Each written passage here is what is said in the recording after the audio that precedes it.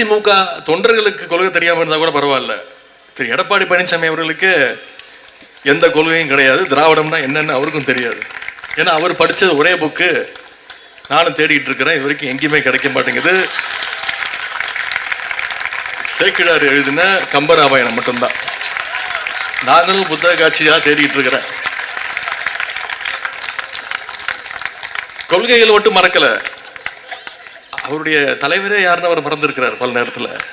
சமீபத்தில் தொலைக்காட்சியில் பார்த்துருப்பீங்க, எம்ஜிஆர் சிலைக்கு மாலை போட்டுட்டு வெளில வந்து பேட்டி கொடுத்தார், அண்ணாவுக்கு மரியாதை செலுத்திட்டு வந்திருக்கிறேன் அப்படின்னு. அப்படிப்பட்ட தலைவர் அண்ணா திராவிட முன்னேற்ற கழகத்துடைய நிரந்தர பொதுச் செயலாளர், எதிர்கட்சி தலைவர் அவர்கள். இதுதான் இன்னைக்கு அதிமுகவுடைய நிலைமை. ஆனால் திராவிட முன்னேற்ற கழகத்தை, நம்முடைய இயக்கத்தை நீங்க யோசிச்சு பாருங்க. நம்ம கிட்ட இருக்கக்கூடிய கிட்டத்தட்ட 200 இளம் பேச்சாளர்களை நாம தேர்வு செஞ்சிருக்கிறோம்.